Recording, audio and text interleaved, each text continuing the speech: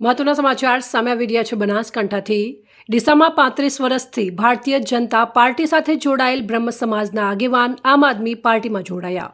Deesa advocate બાર એસોસિએશનના પૂર્વ પ્રમુખ અને સમસ્ત બ્રહ્મ સમાજના ઉપપ્રમુખ ભરતભાઈ જોશી આમ આદમી પાર્ટીમાં જોડાયા, તેથી રાજકીય ભૂકંપ સર્જાયો। ડીસા આમ આદમી પાર્ટી કાર્યાલય ખાતે વિધિવત રીતે આમ આદમી પાર્ટીના આગેવાનોના હસ્તે ટોપી ખેસ ધારણ કરી આમ આદમી પાર્ટીમાં જોડાયા। ડીસા શહેરમાંથી 10 જેટલા શિક્ષિત યુવાનો પણ આમ આદમી પાર્ટીમાં જોડાયા।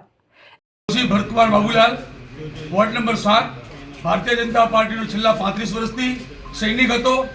ભારતીય જનતા પાર્ટીના વોર્ડની અંદર booth number 184, booth number 185, booth number 187, booth number 189 અને booth number 192, 193 Bharatiya Janata party ઊભી કરનાર વ્યક્તિ હતો। પણ ભારતીય જનતા પાર્ટીના લોકલ ડીસા શહેર અને મંડળના વ્યક્તિઓએ મારી ઉપેક્ષા અને વારંવાર મારી સાથે અન્યાય કરી અને મને કચડી નાખવાનો પ્રયત્ન કરેલો।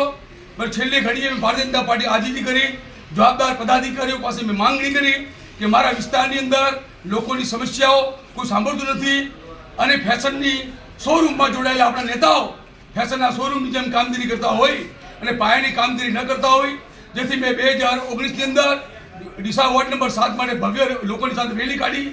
તે છતાં પણ મારી ઉપેક્ષા રાખી, ન મને સંગઠનની જવાબદારી આપવા, ન મને ટિકિટ આપવા માટે રાજી, અને હાલમાં પણ બૂથ નંબર 231ની પાયાની જવાબદારી નિભાવવા છતાંય મને પાર્ટી ન સ્ત્રી સીટ આપવા તૈયાર, ન પુરુષ સીટ આપે।